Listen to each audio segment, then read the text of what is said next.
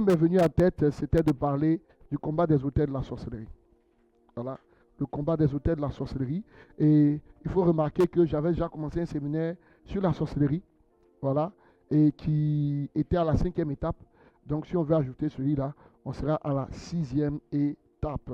Voilà, et je crois que Dieu le veut ainsi. Voilà, le combat des autels de la sorcellerie. Voilà.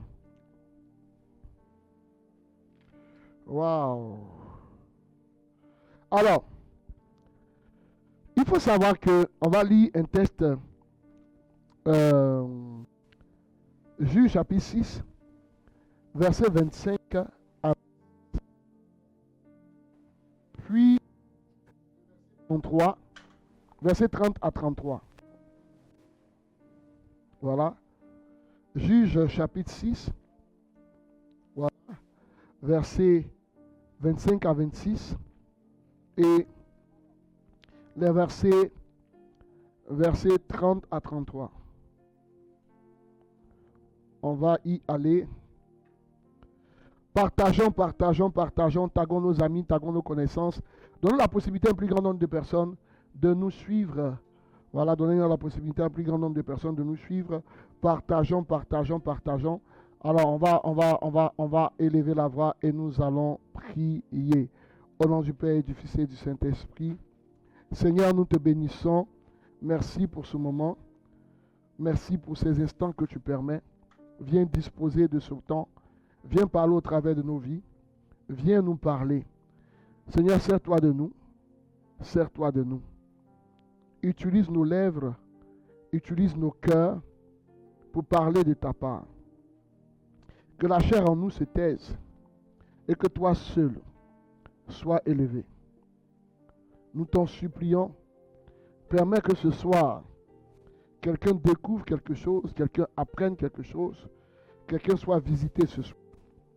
Permets-le, Papa, pour la plus grande gloire de ton nom. Nous t'en supplions et bénis ta parole à cette heure, au nom de Jésus-Christ de Nazareth. Amen, amen. J'espère qu'on m'entend très bien. Voilà, j'espère qu'on m'entend très bien. Voilà, c'est bon. On m'entend très bien, j'espère. Voilà. Juge 6, verset 25 à 26 et le verset 30 à 33.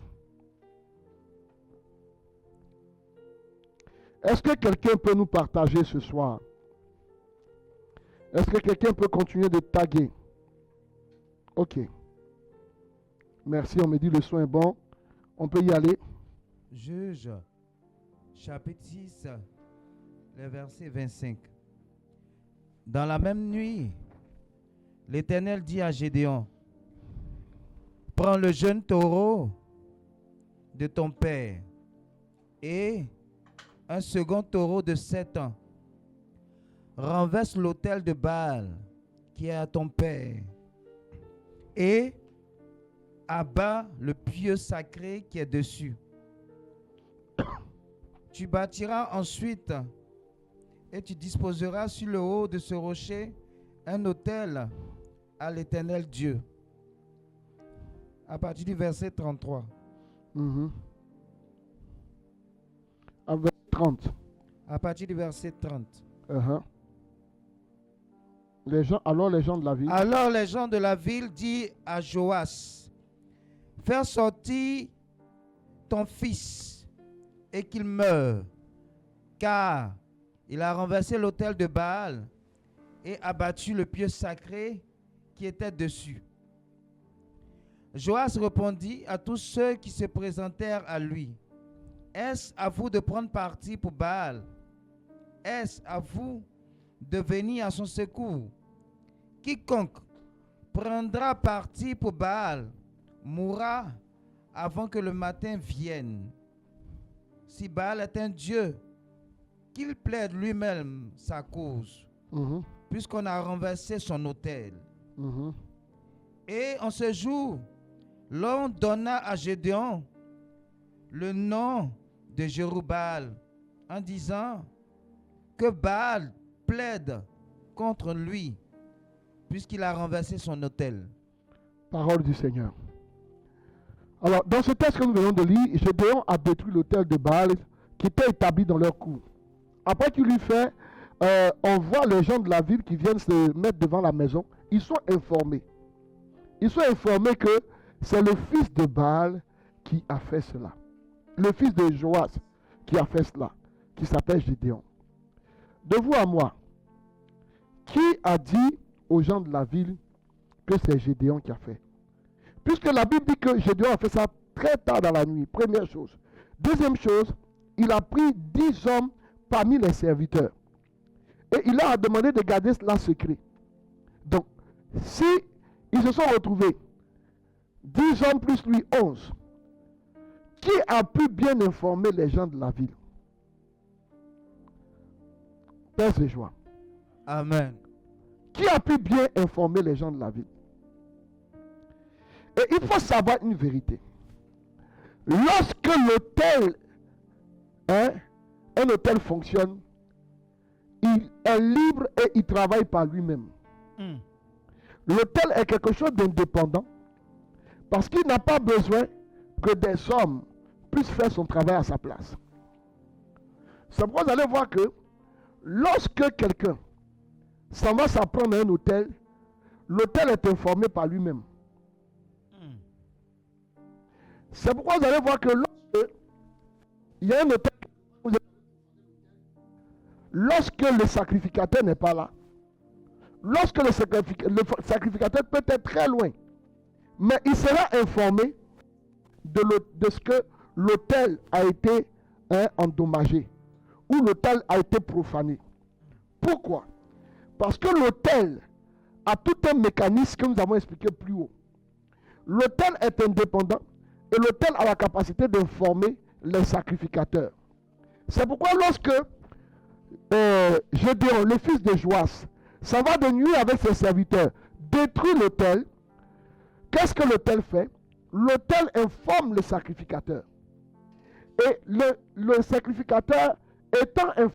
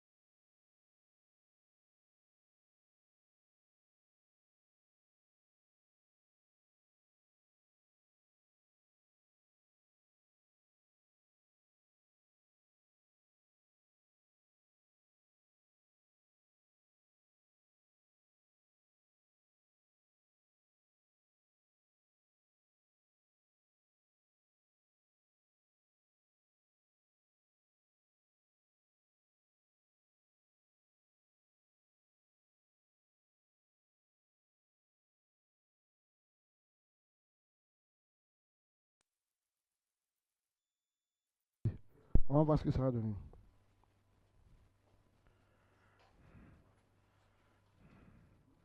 Coupez mon son, coupez mon micro.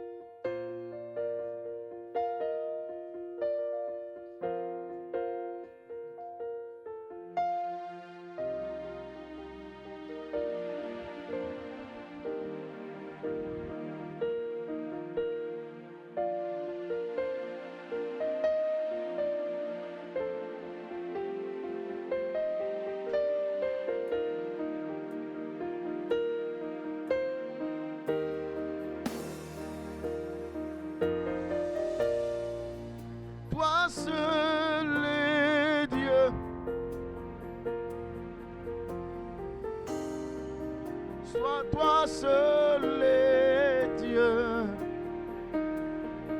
Oh, toi seul est Dieu. Et toi seul est Dieu. Oh, oh, tout le ciel est ton trône, la tête en marche-pied. Toi seul est Dieu.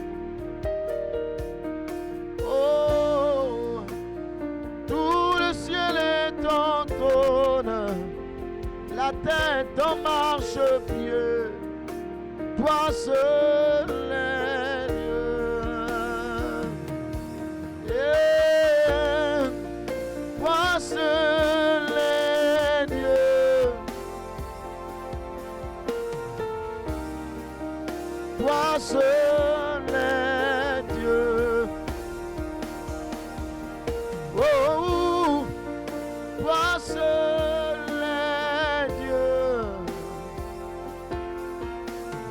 Et toi seul est Dieu.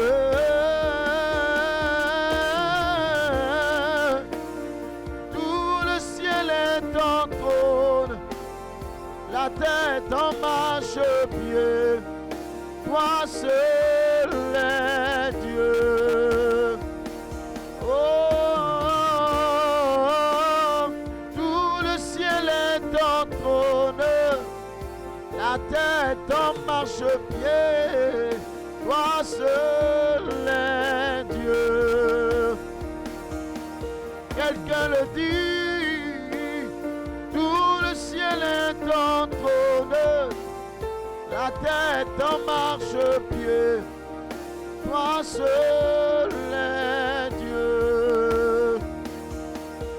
Oh, tout le ciel est ton trône, la tête en marche-pied.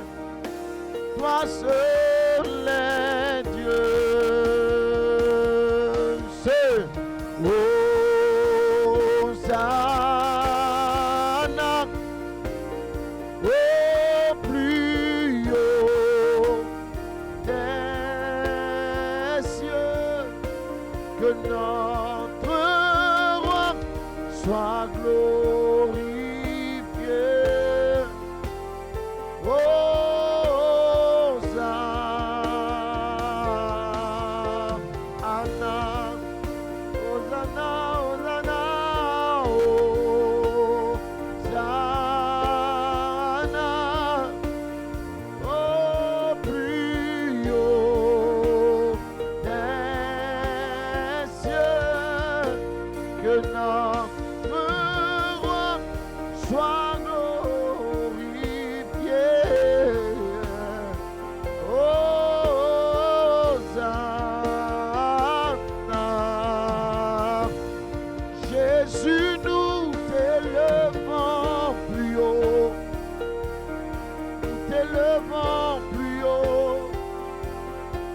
T'élevons plus haut.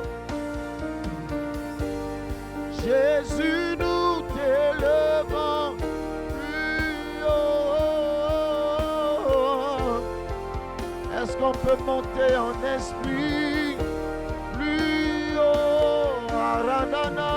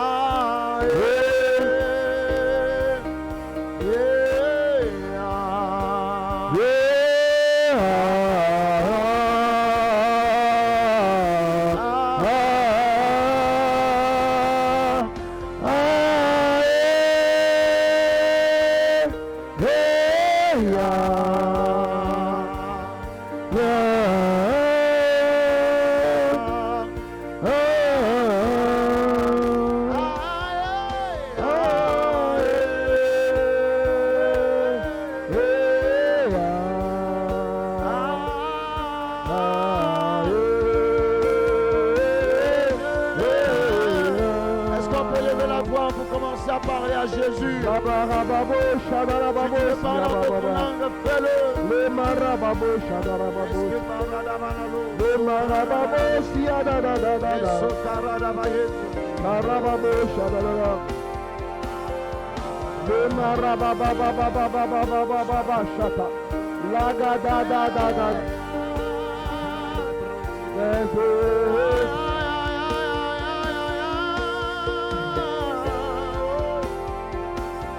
Ah,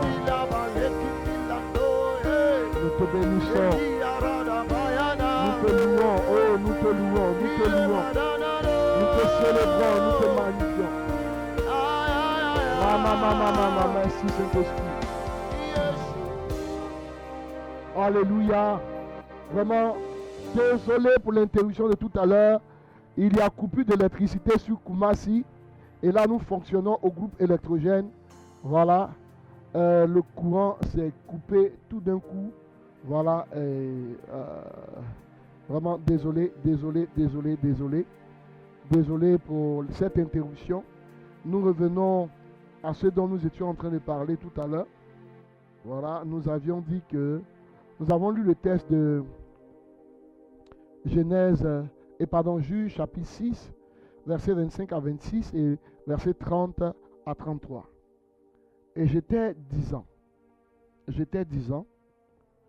qu'il faut regarder une particularité dans ce texte qui a informé Gédéon et qui a informé le peuple de ce que Gédéon avait détruit l'autel et il était recherché.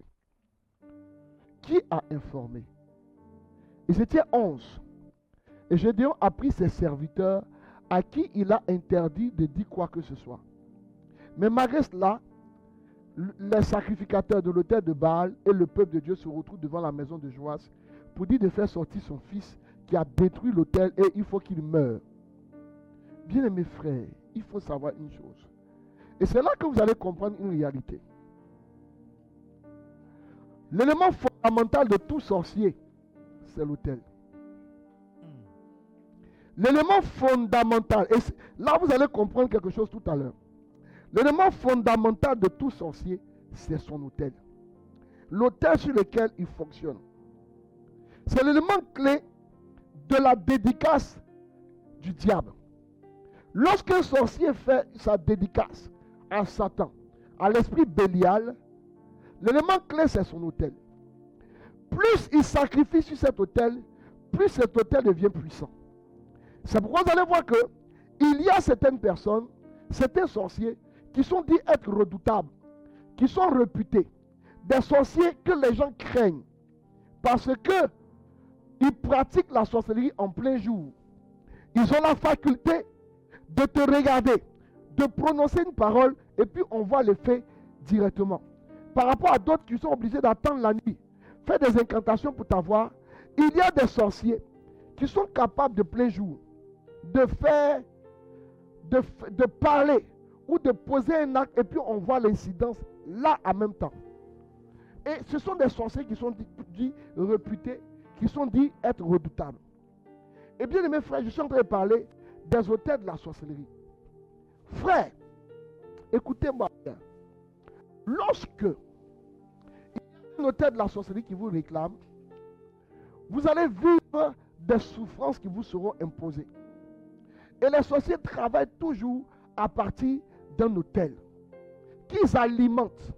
Plus ils sacrifient des humains, plus ils sacrifient des animaux, plus les démons qui sont autour de leur autel deviennent nombreux et deviennent plus forts. Ça veut dire quoi?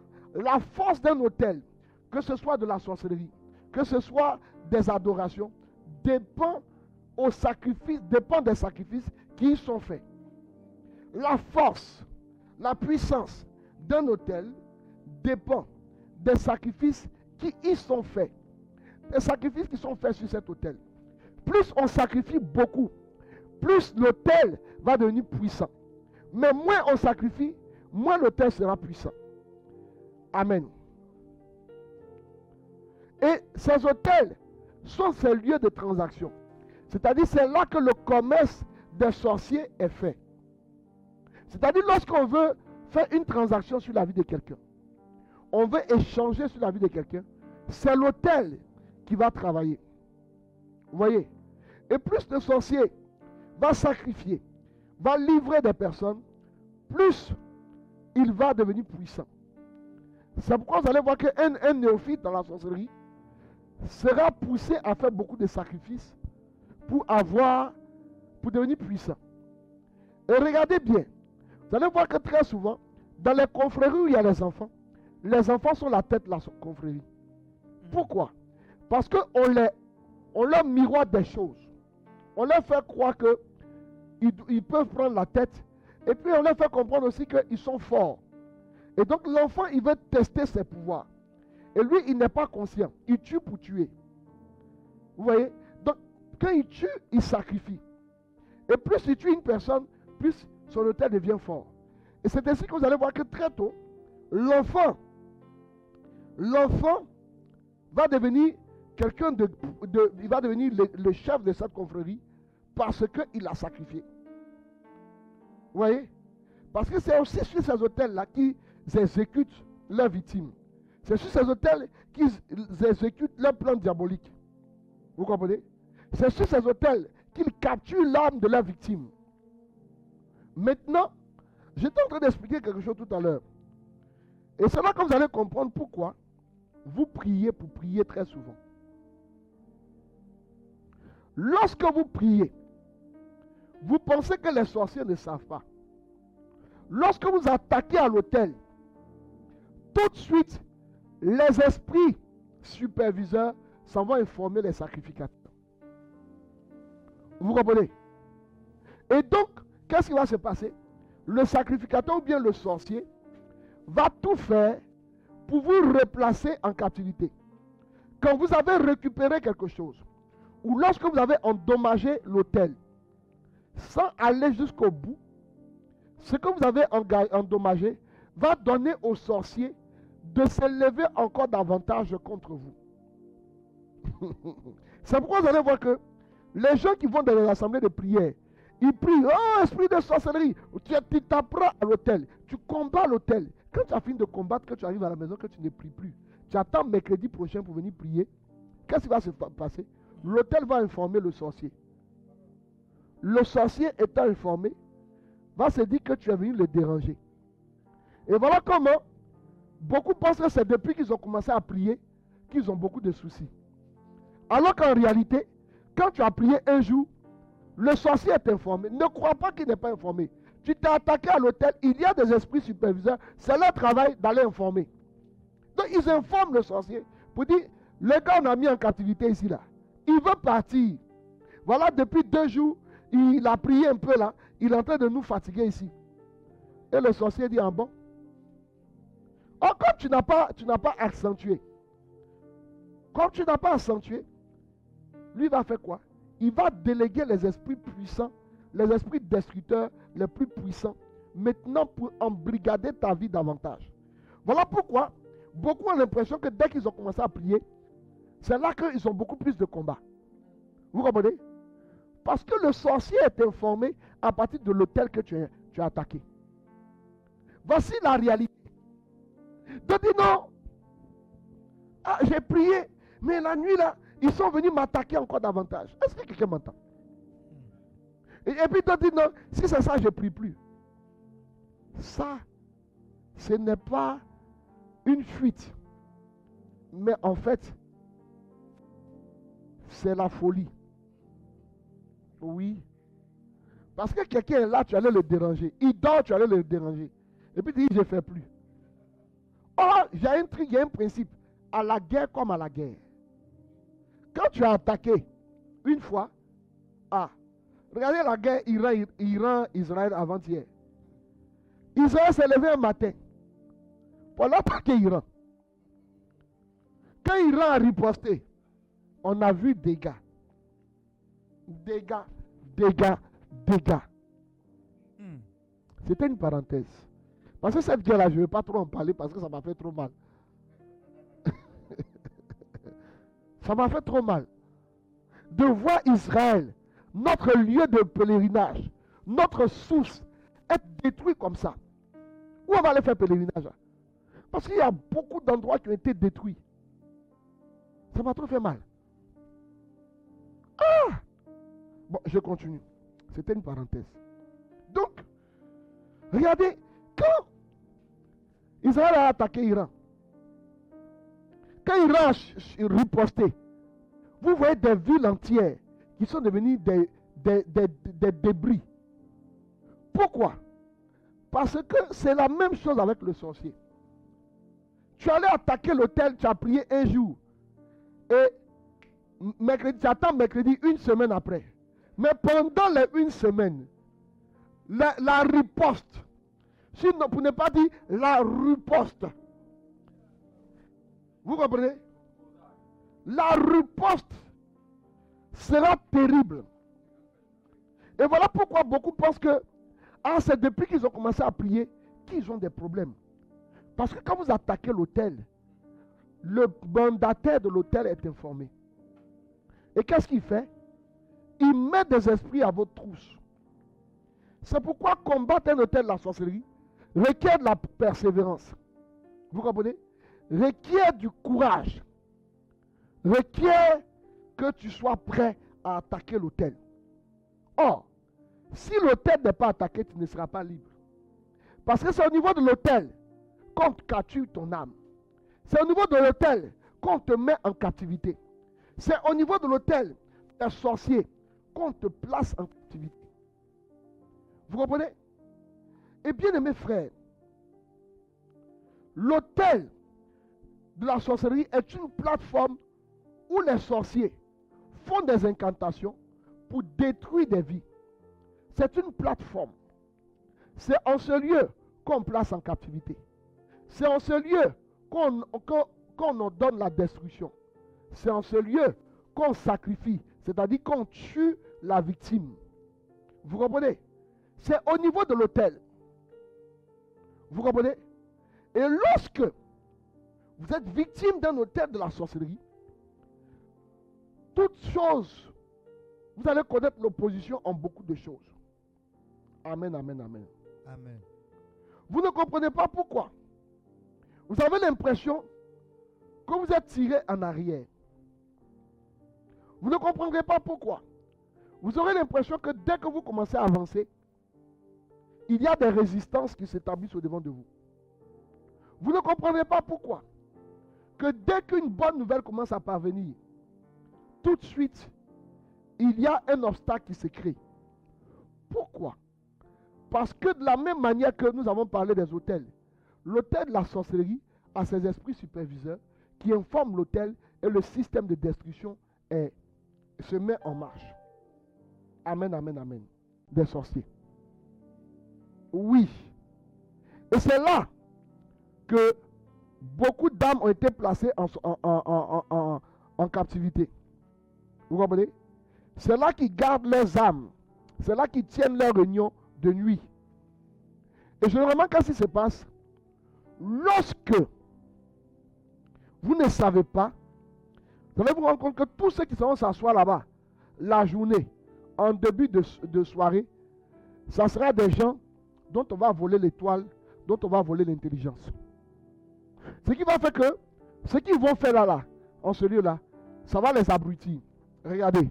Souvent, vous allez voir que les gens s'en vont jouer ludo, awalé, cartes, sous ces arbres-là. Et vous allez voir que tous ceux qui viendront soit là, seront mis en captivité à cause de l'autel qui est là. Vous allez voir que ces personnes ne feront plus rien de bon. Vous comprenez? Les gens iront, chaque jour, ils s'en vont s'asseoir là-bas. En réalité, c'est la captivité qui fait que les gens s'en vont s'asseoir constamment là-bas à ne rien faire. Parce qu'ils ont été placés en captivité au niveau de cet arbre. Et vous allez voir que les gens auront tendance à aller s'asseoir. Tu vas voir le gars, il est diplômé, hein, mais chaque jour, il s'en va s'asseoir là-bas. Parce que deux fois, il allait jouer à Wallet, Ludo, il allait s'asseoir là-bas. Son âme a été happée. Et ce que je suis en train de dire, ça ne concerne pas forcément simplement les autels d'arbres. Vous voyez par exemple le terrain Inch'Allah qui est là. Il y a une forte activité démoniaque qui est faite. Et Les jeunes qui sont joués tous les jours là-bas, là, il y a plein on a placé en captivité. On a volé leur intelligence. Ils ne peuvent plus vouloir se mouvoir que de venir jouer ballon chaque jour. Ils n'ont plus de choses, de vision de leur vie. Vous comprenez? Et c'est là que vous allez voir que beaucoup ne comprennent pas la réalité cachée derrière les hôtels. Vous voyez? Tous ceux qui viennent là, qui viennent se reposer, qui viennent jouer, sont très souvent les esclaves de l'hôtel de la sorcellerie, de cet arbre qui est là. Vous comprenez?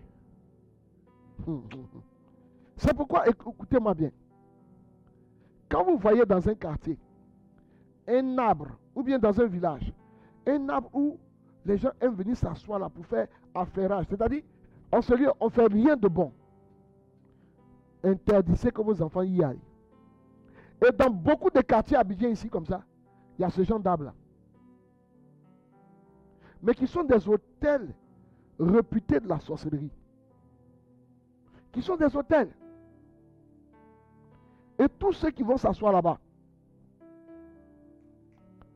ils vont subir. Ils vont subir. Tous ceux qui vont s'asseoir là-bas, ils vont voir que les choses seront compliquées dans leur vie. Vous comprenez? Donc, première chose, les hôtels d'arbres. Amen, amen, amen. Deuxième type d'hôtel, ce sont les hôtels de cimetière. Et il faut savoir qu'un cimetière est un haut lieu, est un lieu hautement spirituel. C'est pourquoi n'allez pas au cimetière, on ne va pas au cimetière n'importe comment. Vous savez, lorsqu'on creuse une tombe, on fait quoi? On verse des boissons, on fait des libations. En ce lieu, pendant que les libations sont faites, on appelle des esprits et des démons, des principautés, des dominations. Vous allez vous rendre compte que même les sorciers s'en vont établir des hôtels dans des cimetières. C'est pourquoi, écoutez-moi bien, n'importe qui ne visite pas les cimetières la nuit. Écoutez-moi bien, n'importe qui ne visite pas les cimetières la nuit. Chaque fois que vous allez aller visiter les cimetières la nuit, vous allez voir que vous allez rencontrer des personnes qui ont d'autres activités. Amen, amen, amen. C'est dans ces lieux que certains sorciers ont érigé leur hôtel à cause de la légion d'esprits présents. Quelqu'un m'entend? Il y a une catégorie d'esprits qui sont dans des cimetières. Et donc, qu'est-ce que les sorciers font? Ils s'en vont établir leur hôtel dans ce lieu-là pour bénéficier de l'appui de ces esprits. Et chaque fois qu'une libation est faite avant de creuser une tombe, ces démons, ces sorciers qui ont établi leur hôtel dans ce lieu, vont faire quoi? Vont bénéficier de l'appui de ces esprits. Vous comprenez? Et frère, écoutez-moi bien. La plupart des cimetières en Afrique sont situés à l'entrée ou à la sortie des villages. Vous comprenez? La plupart des cimetières en Afrique sont situés à l'entrée ou à la sortie des villages. En réalité, ce sont le plus souvent des miroirs. C'est-à-dire les cimetières que vous voyez à l'entrée là, ou bien à la sortie du village, ce sont des miroirs. Amen. Ce sont des miroirs qui permettent de scanner l'identité des personnes qui rentrent dans le village. C'est pourquoi, lorsque des groupes s'en vont évangéliser dans un village, il faut toujours posséder la porte à l'entrée des cimetières. Il faut toujours posséder la porte du lieu, du village, à l'entrée du village. Avant d'entrer dans le village, il faut posséder la porte. Vous comprenez? Il faut posséder la porte. Quand vous ne possédez pas la porte, vous allez voir que vous aurez toutes les difficultés frères, écoutez-moi bien. Les cimetières sont des miroirs pour scanner l'identité. C'est aussi des corridors spirituels pour visualiser et cerner tous ceux qui y entrent. Ce sont des corridors. Qu'ils soient à l'entrée, qu'ils soient à la sortie, ce sont des corridors. Donc quand tu es rentré, les sorciers sont informés de qui est rentré. C'est pourquoi ceux qui vont souvent au village et puis disent que non, j'ai fait un tour rapide, mais je me suis caché. Tu n'as rien dit, hein? Parce qu'à l'entrée des villages, les sorciers établissent des corridors. Et le plus souvent, c'est au niveau des hôtels, des cimetières. Vous comprenez? Et suivez-moi bien. Vous allez vous rendre compte que ces gens qui ont des tombes, qui ont des cimetières comme hôtel, qu'est-ce qui se passe? C'est suite ces tombes-là qui tirent les fusils de la mort. Vous comprenez? Où ils envoient les vents des accidents. Ça veut dire quoi? Les gens vont aller s'arrêter sur les tombes et ils prennent les fusils de la mort, ils tirent dans ta direction. C'est alors que vous allez voir quand vous dormez la nuit, vous êtes en train de rêver, on a tiré sur vous. Mais c'est à partir du cimetière. Et quand on a tiré sur vous comme ça, c'est le fusil de la mort qui a été envoyé vers vous. Voyez? C'est à partir de ces cimetières qu'on envoie le vent des accidents. C'est-à-dire, il est sur la tombe là-bas au cimetière et il souffle le vent qui va te faire tomber dans un accident. Vous voyez? Vous verrez que c'est en ces lieux que le plus souvent on s'en va envoûter ces personnes qu'on va atteindre à partir des portes des tombeaux. C'est pourquoi vous allez voir que quand vous visitez souvent les cimetières, il y a des cadenas, il y a des photos des gens, il y a des trucs qu'on a attachés, des figurines qu'on a attachées, qu'on a jetées des cimetières. Parce que ces cimetières sont des portes d'envoûtement. Vous comprenez? Ce sont des portes d'envoûtement. Et voilà pourquoi c'est en ce lieu qu'on va envoûter les gens. C'est en ce lieu-là que vous allez voir qu'il y a beaucoup de cadenas. Parce que ces cimetières sont des portes où beaucoup d'esprits sont rassemblés. Vous comprenez?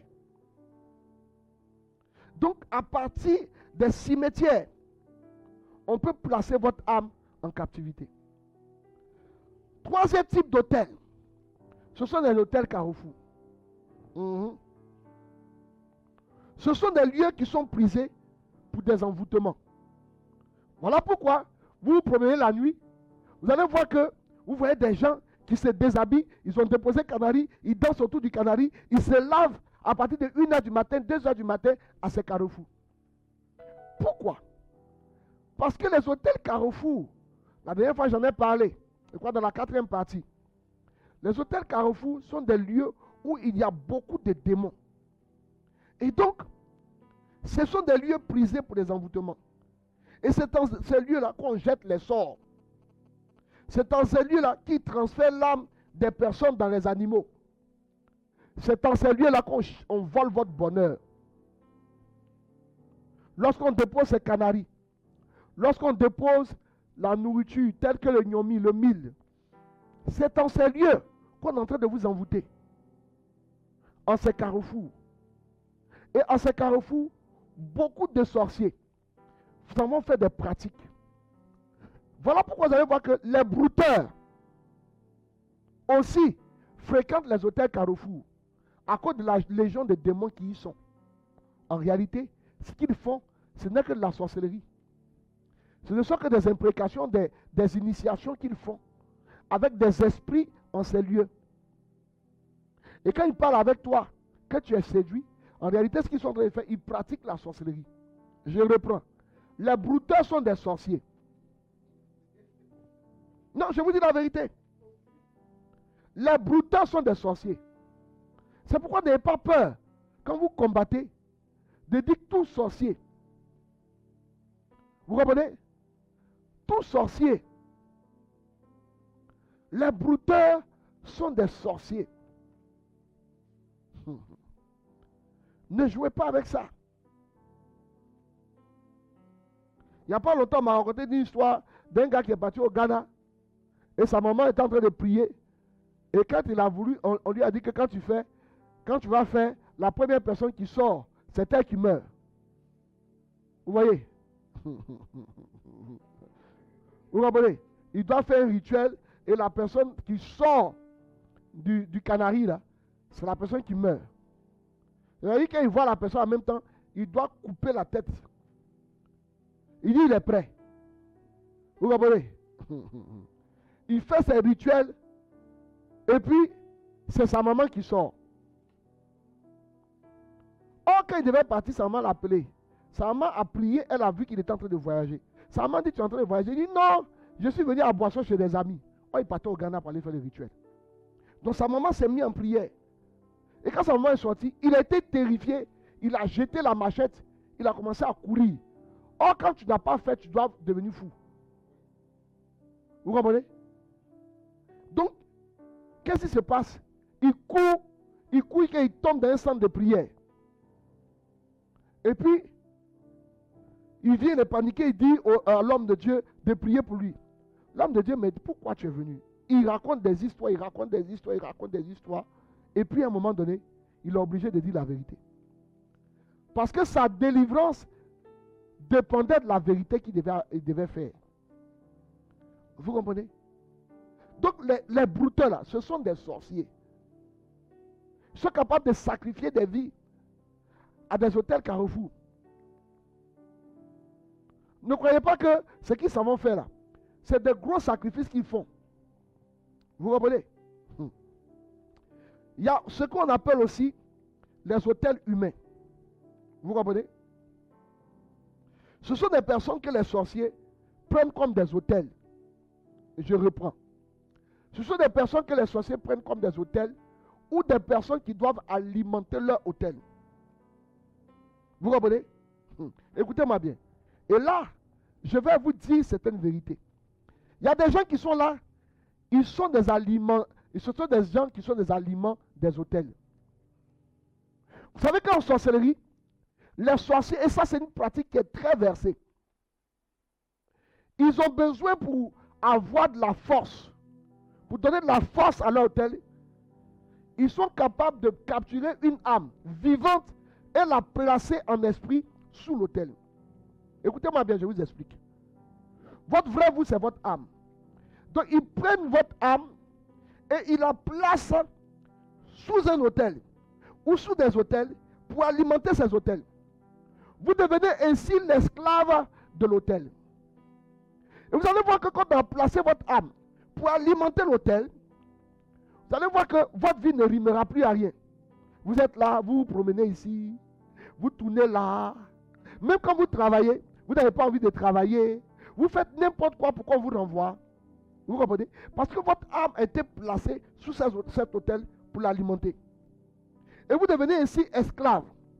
Et généralement, les francs-maçons, les rosicruciens et les sorciers, c'est une pratique qui est prisée chez eux. Vous comprenez? C'est une pratique qui est prisée chez eux. Et là, je vais vous faire une révélation. La plupart des gens qui ont été enfants, colombes, dans la franc-maçonnerie, généralement, ont été placés pour alimenter ces hôtels. Ouh! Les yeux de quelqu'un viennent de s'ouvrir. Vous comprenez? Les gens qui ont été des colombes, qu'on envoyait dans la loge, qui partaient en tant que colombes. Je suis en train de parler d'une soeur qui est en train de suivre le direct. Tu es dans le direct. Quand je dis ça, ton cœur s'est coupé. Vous comprenez? Donc, vous allez vous rendre compte que vous devenez ces personnes-là qui alimentent les hôtels. Et dans le monde de la sorcellerie, vous êtes placés là-bas. Vous êtes libre quand on vous voit. Mais spirituellement, vous êtes des esclaves. C'est ce qui m'a fait que vous allez vivre une vie de servitude. Vous allez servir les gens. Les gens ne veulent pas vous aider. Hein. Mais vous êtes là, vous partez chez celui-là aujourd'hui, vous préparez là-bas, vous les aidez. Et puis, malgré que vous êtes gentil, vous les aidez, personne n'est disposé à vous aider. En réalité, vous avez été placé, quand on a mis votre âme là-bas, vous êtes placé en servitude. Et votre argent, vous n'allez pas pour aider les gens comme ça. Quand vous avez un peu d'argent, vous êtes là, vous aidez les gens, parce qu'on doit vous plumer. Vous êtes devenu esclave, il fait quoi? Il sert. Il sert. Et beaucoup ont été placés au niveau des hôtels de la sorcellerie. Et ils sont des esclaves au niveau de ces hôtels. Il y a une soeur qui est dans notre fraternité. Il y a des années en arrière, je crois que c'était devait être en 2014, je ne sais plus trop. Elle venait pour la première fois à la prière. Ça va être 2014. C'était la première fois qu'elle venait à la prière. Elle était assise, l'espace était dans une cour. C'est-à-dire, à Don Bosco, on avait eu un petit souci, donc on était retourné dans une cour. Et elle était assise au portail. C'est-à-dire, la cour était remplie, le couloir de la cour était rempli. Et donc, il y avait des personnes qui étaient dehors. Elle était vers le portail. À côté de la baffe qui sonnait pour dehors. J'ai dit une grosse baffe. Vous voyez les baffes de 2000 watts là. J'ai dit, elle était assise à côté. Lorsque nous recevons la révélation, il y a une sœur. C'est la première fois que tu viens ici. Mais ton âme a été placée en captivité au niveau d'un hôtel. Et ta vie alimente l'hôtel. Mais à l'instant, le Seigneur te délivre. Wow! J'ai dit, elle est tombée. Elle a pris, c'est-à-dire, elle a soulevé la baffe qui était à côté d'elle en même temps. Et puis elle est tombée. Bah! Vous comprenez? C'est-à-dire, quand la parole était donnée, que le Seigneur est en train de te délivrer, elle a soulevé la baffe en même temps. Soulevé la baffe et puis en même temps tombé. Mais le bruit que ça fait, en même temps, elle a commencé à crier. Et on va pour prier pour elle. L'hôtel commence à nous parler. Que vous voulez quoi? Vous les enfants, vous voulez quoi? C'est elle qui alimente notre hôtel. C'est elle qui m'alimente. Et c'est sur elle que le pouvoir du sorcier qui l'a livré là s'établit. Vous comprenez? Et beaucoup sont là, ils sont là, hein. Tu les vois libres, mais ils sont esclaves. Ils sont là, c'est leur vie qui alimente des hôtels. Mais ce soir, je prie que tout hôtel qui a capturé ton âme et que tu alimentes soit renversé et brisé au nom de Jésus. Que ces hôtels libèrent ta vie au nom de Jésus-Christ de Nazareth. Que ces hôtels te recrachent et te relâchent au nom de Jésus. Vous comprenez? Frère, quel hôtel que tu alimentes? Je me souviens lors d'une retraite, il y a une jeune soeur qui avait été placée au niveau d'un hôtel d'arbres. Elle-même, quand elle rêve, elle est toujours dans la forêt. On n'a pas adoré de forêt dans leur famille. Vous comprenez? Mais elle alimentait l'hôtel de ce sorcier-là. Quand on a ordonné, elle est tombée. Vous savez, elle a commencé à chercher. C'est-à-dire, elle est tombée, puis quand elle s'est relevée, elle court. C'est-à-dire, elle cherche à sortir de la forêt. Pourquoi? Frère, il faut que vous creusiez. Dans les hôtels humains, il y a aussi les plaies qui ne finissent pas. Ou des personnes qui sont courbées à vie. Ce sont des hôtels. Ces plaies-là sont des hôtels. Vous allez voir des gens, depuis que vous êtes nés, vous avez vu un plaie là. Vous avez vieilli plaie là encore là. Parce que la plaie est un hôtel. Est un hôtel. Il n'y a pas longtemps, j'ai prié pour quelqu'un ici. Plaie là va, ça revient. Plaie là va, ça revient. Et quand elle est venue, je l'ai regardée. Elle a dit non. Elle s'est promenée, elle a soigné. Et quelqu'un lui a dit de venir me voir parce qu'il y a quelqu'un qui avait témoigné il y a 2 ans en arrière. Donc elle est venue. Au moment où nous allons prier pour elle, j'ai une vision. Je vois que c'est un hôtel. Il y a une marmite où il y a la plaie là.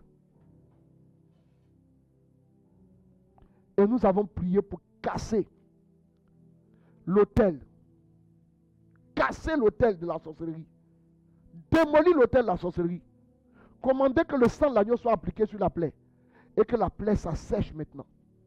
Frère, la même nuit où on a fait la prière, c'était un après-midi. La même nuit, elle voit une dame qui vient lui dire que, donc toi, je suis en train de t'aider, et puis tu es en train de me fatiguer. Elle demande à la dame, dans son rêve, hein, elle demande à la dame, comment je suis en train de te fatiguer? Tu m'aides comment? Elle dit, tu ne sais pas que ta plaie, c'est pour que tu vives longtemps. Vous comprenez? Que si tu n'avais pas plaie ça là, tu étais morte depuis. Qu'est-ce que vous comprenez? Le monde des ténèbres ne badine pas. Qu'est-ce que vous comprenez?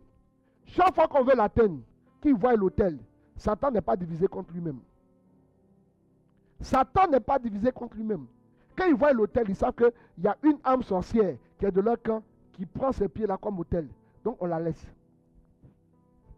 Donc elle se lève, elle se réveille, et puis elle dit, elle veut me parler. Donc elle attend la prochaine assemblée de prière et elle vient. Elle m'explique le rêve qu'elle a fait le même jour où on a fait la prière. Alors je lui ai dit, ma chérie, le vrai problème, c'est que tant que l'autel là est sur ton pied, là où on devait te tuer en sorcellerie, il ne peut pas te tuer parce que tu es un autel. Tu es un autel. Et c'est la dame que tu as vue là. C'est elle qui a établi son autel sur ton pied là. La plaie qui est là. Elle me dit, hé, homme de Dieu, que faut-il faire? Je lui ai dit, à la guerre comme à la guerre. Si tu veux voir, parce que quand on a fait de ton pied un autel, est-ce que tu peux aller travailler? Est-ce que tu peux aller te marier? Garçon est fond de toi, même si tu es joli, il est fond de toi, un plaie qui est sur ton pied, qui ne finit pas depuis des années là. Attends. Qui veut prendre, il n'y a plus de bande, qui est Pierre pour mettre dans sa maison?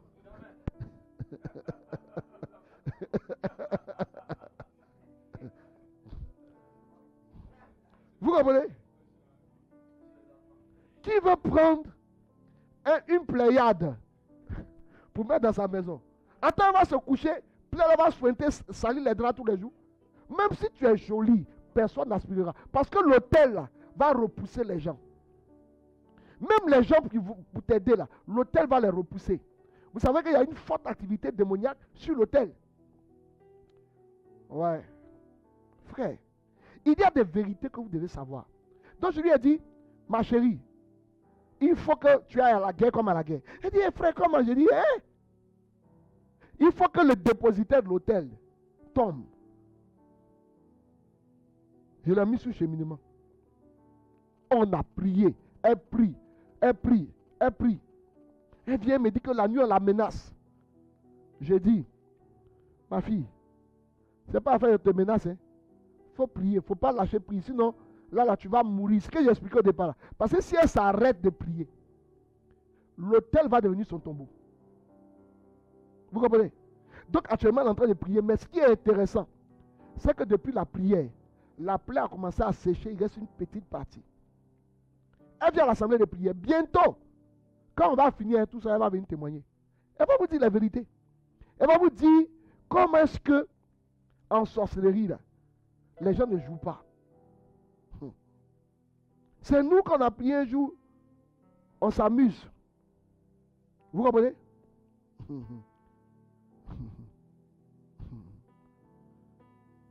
Donc, vous allez voir que très souvent, vous êtes devenu un hôtel humain où on a volé votre vie par le soin de fontanelles. Il y a des gens de fontanelles qui ne guérissent jamais, c'est un hôtel qui est là. Hein. En sorcellerie, on a enlevé votre étoile et puis on a établi l'hôtel là. Moi j'ai rencontré une soeur, 47 ans, elle est encore fontanelle. Et puis, c'est pas que ça bat, tu vois, ça fait pou, pou, pou. Oh. C'est un hôtel. Ne jouez pas à ça. Ne jouez pas à ça. Autre type d'hôtel, les hôtels aquatiques. Il faut savoir que les sorciers, pour avoir leurs victimes, envoient sur leurs victimes des objets qui les rattachent à l'hôtel. Vous comprenez? C'est ce qu'on appelle les points de contact. Mais pour revenir à l'hôtel aquatique, regardez-moi bien, écoutez-moi bien. Beaucoup d'eau que vous voyez là, les sorciers y ont leur hôtel. Et beaucoup d'initiations à la sorcellerie sont faites à partir des autels de la sorcellerie, des eaux. Écoutez-moi bien. Vous savez que l'eau est un esprit qui fait partie de la classe des esprits méchants et destructeurs.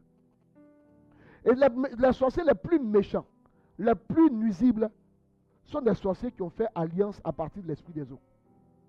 C'est pourquoi vous allez vous rendre compte que souvent vous combattez l'esprit des eaux, mais il n'en est rien. Mais c'est les sorciers là. C'est les sorciers qui sont dans votre vie, qui ont leur autel, qui ont leur pouvoir dans les eaux, qui ont leur autel dans les eaux, qui vous attaquent. Vous comprenez? C'est pourquoi parfois vous rêvez, vous voyez que vous êtes enchaîné dans le fin fond des eaux. L'autel aquatique. Vous comprenez? L'autel aquatique.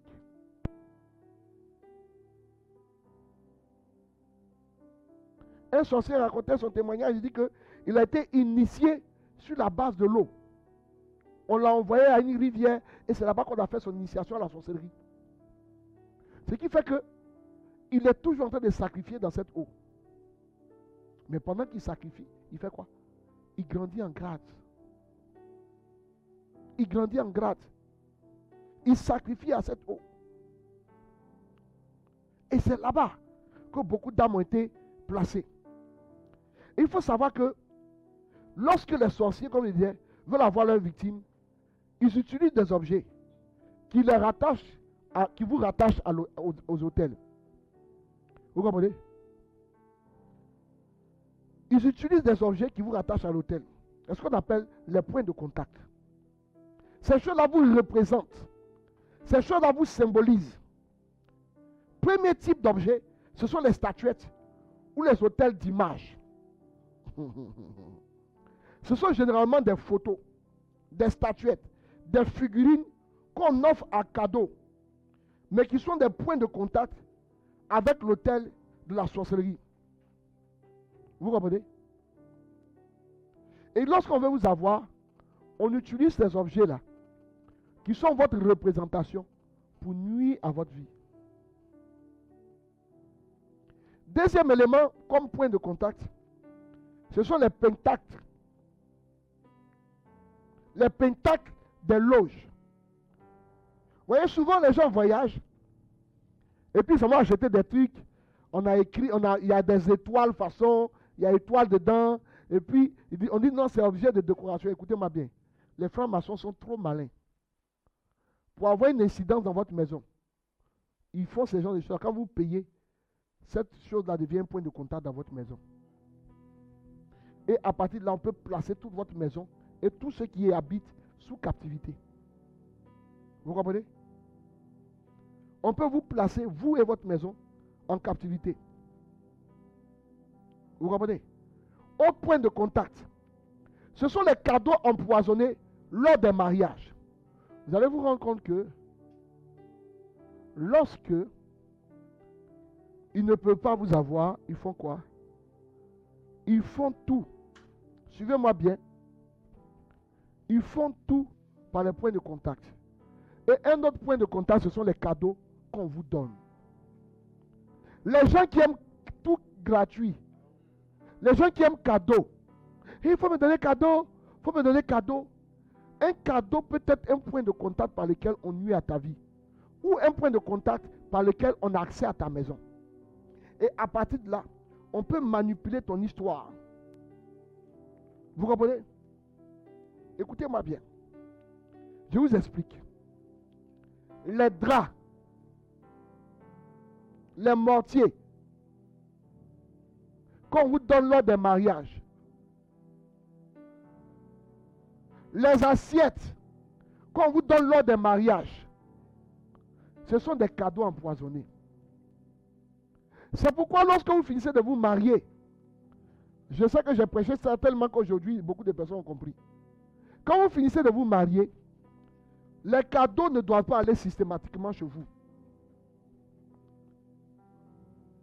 Il faut stocker ça dans un endroit et prier sur ces cadeaux, prier sérieusement sur ces cadeaux. Aujourd'hui, dans notre fraternité, quand les gens se marient, les cadeaux sont stockés et moi je passe pour prier avant que ces cadeaux ne partent dans les maisons. Vous comprenez? Parce que ces cadeaux très souvent sont empoisonnés. On a eu beaucoup de cadeaux, hein. On a eu beaucoup de cadeaux, hein. Écoutez, il y a un monsieur, lors de leur mariage, on leur a donné le lapin. C'est-à-dire, le monsieur, il aime les lapins. Donc, quelqu'un est venu lui donner une cage au mariage, hein, où il y avait un mâle et 2 femelles. Lapin. Il était content comme ça. Mais c'est le lapin là qui a gâté leur mariage.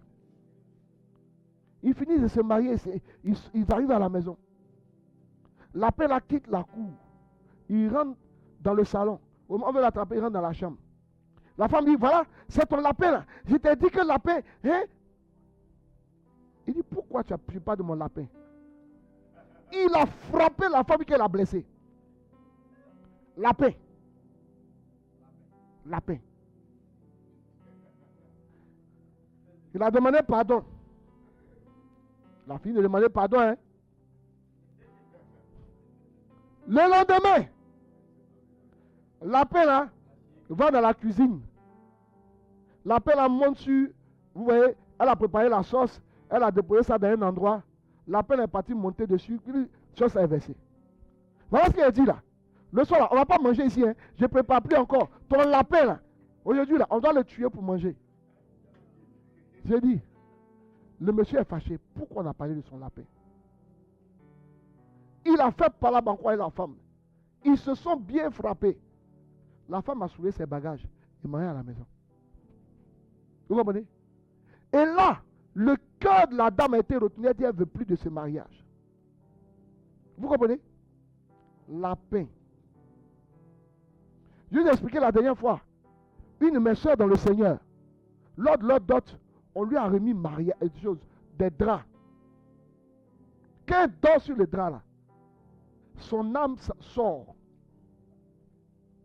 Vous comprenez? Quand elle dort là, le jour c'est les draps qu'on lui a donné là. On lui a offert la même personne, hein, 6 pièces. Quand ce sont ces draps là qui sont là, elle rêve, elle sort de son corps. Et son âme se promène. Quand elle dort sur ses draps, quand elle se lève le matin, elle est fâchée, elle est de mauvaise humeur. Elle insulte le gars. Le mariage n'a pas tenu. La relation n'a pas tenu. Écoutez-moi bien. La relation n'a pas tenu. Ils se sont séparés. Vous comprenez? Et c'est quand elle était seule, elle a commencé à prier. Prier. Une nuit, elle fait un songe. Où elle a pris tous les draps là, les pièces là. Elle a pris, elle a jeté. Et quand, dans le rêve qu'elle a jeté, l'atmosphère de la maison a commencé à s'illuminer. Vous voyez? C'est comme si elle était dans les ténèbres. Et quand elle a pris les draps, elle a jeté tout dehors. Les draps, l'atmosphère de la maison a commencé à s'illuminer. Frère, quand elle s'est levée le matin, elle dit, le Seigneur vient de me parler. Elle m'a appelé. Elle est encore vivante. Elle s'appelle Joanne. Joanne. C'est une amie à moi. Elle m'a appelé. Elle dit, voici le rêve que j'ai fait. Voici l'interprétation que j'en donne. J'ai dit, tu as très bien vu. Et elle a pris les draps là. Elle avait déjà commencé à utiliser 3. Il y avait 3 qui étaient trucs. Elle a prié, elle dit non, il y a des sœurs à l'épée chez qui elle a l'habitude d'aller prier. Elle a pris les draps là. Ceux qu'elle n'avait pas encore utilisés, ceux qu'elle n'avait pas encore utilisés, elle a donné ça à la religieuse là, aux religieuses là. Et puis les 3 autres, elle a pris, elle a brûlé. Il a dit, mais tu allais donner aux religieuses là. Elle dit, oui, mais puisque l'envoûtement était fait pour elle. Vous comprenez? Ne jouez pas avec ces choses. Cadeau, cadeau, cadeau. Écoutez-moi bien. Je vais vous dire quelque chose que vous devez comprendre. Si vous partez dans une maison, et puis, on vous donne comme chambre amie, une chambre dans laquelle il y a un miroir, au centre. C'est une chambre amie, hein. Le miroir n'est pas au niveau de la commode, mais le miroir est au centre de la chambre. Ou bien fixé dans un endroit où c'est pratiquement le centre qui fait que toute position que vous utilisez dans la maison, le miroir vous voit. C'est que la personne qui vous reçoit là, elle soit dans la franc-maçonnerie, elle soit rosicrucienne. Vous comprenez? Et par le miroir, on capture vos âmes. Allez-y chez les francs-maçons, chez les rosicruciens qui ont atteint un certain niveau. Il y a toujours des miroirs dans la chambre. Il y a toujours des miroirs dans la chambre principale. Et souvent, vous allez voir que dans la chambre de leurs enfants, il n'y a pas de miroir. Mais dans la chambre des enfants, de leurs neveux, de leurs nièces, il y a toujours des miroirs. J'ai envie de donner un témoignage. Cette semaine, j'ai reçu une dame. Mais je n'ai pas donné son témoignage. Elle était victime de ça. Ces miroirs-là sont des points de contact pour capturer votre âme. Amen, amen, amen. Écoutez-moi bien. Autre point de contact, ce sont les dépôts ou les cacatots. Voyez, les points de contact, quand on vient déféquer devant votre maison, on vient déféquer devant votre commerce, on vient déféquer, faire les selles devant votre travail. Vous comprenez? On vient ainsi d'établir un hôtel. Les selles que vous voyez là, c'est un hôtel. J'ai dit, les selles que vous voyez, vous avez vu là, c'est un hôtel de la sorcellerie. C'est un hôtel de la sorcellerie. Ne jouez pas à ça. Celles que vous voyez là, ce n'est pas du jeu. Ce sont des hôtels. Pendant qu'ils sont venus faire les selles là, ils ont jeté des démons là comme ça. C'est un hôtel. Et les esprits destructeurs, à partir de cet hôtel-là, vont se mettre en marche pour détruire votre activité. Et même lorsque vous allez aller faire cette activité, sans la délivrance, dans un autre endroit, quand vous allez déménager, puisque ces esprits-là ont corrompu vos effets, vous voyez, vos instruments, quand vous allez partir dans un autre endroit, ces démons-là vont vous suivre là-bas. Les selles, ce sont des hôtels. Ce sont des hôtels. Au point de contact de destruction des hôtels, la sorcellerie, ce sont les cadenas. Les cadenas. Vous voyez? Les cadenas. Par les cadenas, on peut capturer votre âme. Par les cadenas, on peut saisir vos bénédictions, vos progressions. Et vous empêcher de véritablement vivre votre vie. Quels sont ces hôtels qui te réclament? Frère, écoutez-moi bien. Comment vaincre l'hôtel de la sorcellerie? Écoutez-moi bien. Je vais vous dire une vérité. Le combat contre l'hôtel de la sorcellerie ne prend pas fin par la mort du sorcier. Je reprends. Le combat contre l'hôtel de la sorcellerie ne prend pas fin à la mort du sorcier. Parce que le sorcier peut être mort, mais la captivité qui a été établie au niveau de l'hôtel est encore là. Amen. Tant que l'hôtel n'est pas démoli et que votre âme n'a pas été libérée de cette captivité, vous serez toujours là à tourner en rond. Vous aurez toujours les mêmes combats alors que la personne est décédée. Vous allez continuer de faire les rêves comme si la personne vivait encore. Parce que ce qui a été fait sur vous, la captivité qui a été faite sur vous est imprescriptible. Ça veut dire quoi? Elle va subsister tant que l'hôtel n'a pas été cassé. Tant que la captivité n'est pas brisée. Vous comprenez? Vous allez continuer de subir la domination et l'influence de cet hôtel de la sorcellerie, quoique le propriétaire de l'hôtel soit décédé. Quoique le sorcier soit mort. C'est pourquoi je dis toujours, la mort du sorcier n'implique pas la fin du combat. Aïe, aïe, aïe, aïe. C'est pourquoi vous allez voir que parfois la sorcière est décédée depuis longtemps. Et vous continuez de souffrir et vous continuez à chercher le sorcier et la sorcière. Alors que le sorcier a décédé depuis longtemps. Hein. Mais ce qu'il a fait sur vous, tant que cela ne prend pas fin, tant que l'autel n'est pas cassé, tant que vous n'avez pas libéré votre âme, vous allez continuer de souffrir. Ah. René est 6. René est ici. On a fait retraite, ça fait à peine 3 semaines. On a fait retraite, délivrance profonde des œuvres de la sorcellerie. Voilà. Comme j'ai reçu une soeur la semaine dernière, elle était là, on a parlé de la retraite, elle venait à la prière, elle a entendu. Elle n'a pas fait la retraite là. Et puis elle vient s'asseoir devant moi. Les sorciers me fatiguent, les sorciers, et voilà. Je lui ai demandé quand on a fait la retraite là. Tu étais là, non? Tu viens à la prière, tu as entendu, elle a dit oui. Je lui ai dit, mais pourquoi tu n'as pas fait la retraite? Elle dit, homme de Dieu, j'avais une amie là qui se mariait. J'ai dit, d'accord. Toi, tu ne veux pas te marier aussi. C'est quoi dans le mariage? Elle dit non. J'ai dit, tu étais dans le comité, elle dit non. Vous comprenez, non? Je ne suis pas dans le comité, mais il fallait que j'assiste au mariage. Donc, on veut aussi. Toi, tu as resté à te promener pour aller au mariage. J'ai dit, d'accord. Prochaine retraite, là, il ne sait pas quand. Vous comprenez?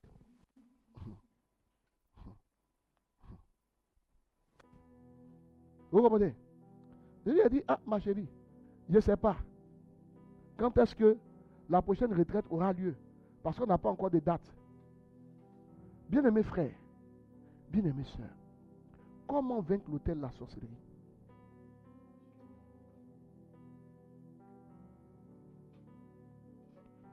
Non, je ne parle pas de toi particulièrement, René. Je ne parle pas particulièrement de toi, pourquoi tu n'as pas participé. Je suis en train d'évoquer une situation. Vous voyez, souvent, les opportunités nous sont données et puis on ne les saisit pas. L'Ivoirien dit, occasion manquée est péché. Vous voyez, je ne parle pas particulièrement de toi. Alors, donc j'étais en train de dire, comment vaincre l'autel de la sorcellerie? Première chose, la repentance. C'est-à-dire, il faut détruire tout ce qui est contentieux, qui donne au sorcier de renforcer son influence dans ta vie. Or, le péché est le contentieux qui permet aux sorciers de renforcer leur influence dans votre vie. Voilà. Vous comprenez? Traiter le péché. Deuxième chose, il faut s'engager dans le combat spirituel après la repentance. C'est par la prière d'autorité, par la prière de combat, ajouter aux jeunes. Il y a des gens, eux, ils ne jeûnent jamais. Et ils disent que non, leur ventre là, ils ont ulcère. Vous voyez, non? Ils ont ulcère. Ils ont quoi ici? Et ils ne jeûnent pas. Oh, le jeûne va donner la force à ton combat. Je vous dis, les sorciers là aussi jeûnent. C'est ce que vous ne savez pas. Parce que les sorciers connaissent la force du jeûne. Ils ne mangent pas toute la journée. Parfois même, ils ne mangent pas combien de jours. Tout simplement pour renforcer son autorité. Et toi, tu veux combattre la sorcellerie? Tu pries, on te donne cheminement. On dit, pour donner de l'efficacité à ta prière, lève-toi tôt le matin, prie. Avant la tombée de la nuit, prie. Et puis la nuit, prie. Il dit, ah, c'est quelle prière? Si elle fait ça une fois, ça fait quoi? Le fait de prier, c'est de l'insistance. Le mur qui est là, quand tu veux le casser, un seul coup, tu ne peux pas le faire tomber. C'est la persévérance, l'insistance qui va te donner de faire tomber le mur. Mais toi, on te donne un cheminement à faire. Tu dis non, j'ai prié tôt le matin, puis c'est fini. Tu ne jeûnes pas. Et puis, tu choisis les jours où tu as prié alors que tu es en cheminement. Vous voyez? La prière de combat ajoutée au jeûne. Troisième élément, il faut s'attaquer à l'autel. En effaçant ton nom de l'autel. 1. 2. En renversant l'autel. 3. En libérant ton âme de la captivité établie au niveau de l'autel. Si tu ne libères pas ton âme, la captivité qui est établie au niveau de l'autel par rapport à ton âme, tu n'auras aucune victoire. Il faut que ton âme soit libérée de cette captivité au niveau de l'autel. Il faut libérer ton âme de la captivité. Et quand tu as fini de démolir l'autel, il faut détruire les entrepôts maléfiques pour récupérer ce qu'on a pris de toi. Il faut détruire l'entrepôt maléfique pour récupérer ce qu'on a pris de toi. Voyez? Récupérer ce qu'on a pris de toi. Et même si quand tu es trop fâché, il faut ordonner que l'autel avale son propriétaire. Ça veut dire quoi? Que l'autel ouvre sa bouche pour engloutir les sorciers qui sont à tes trousses. Bien-aimés frères, et c'est dans la persévérance. Tant que vous n'avez pas remporté cette bataille, vous allez rester là à tourner. Vous allez vous dire, ah mais pourquoi? Le Seigneur m'a abandonné. Oui, les autels de la sorcellerie ne sont pas invincibles. C'est possible que l'autel de la sorcellerie soit renversé et que l'autel de la sorcellerie te libère. Frère, il est temps.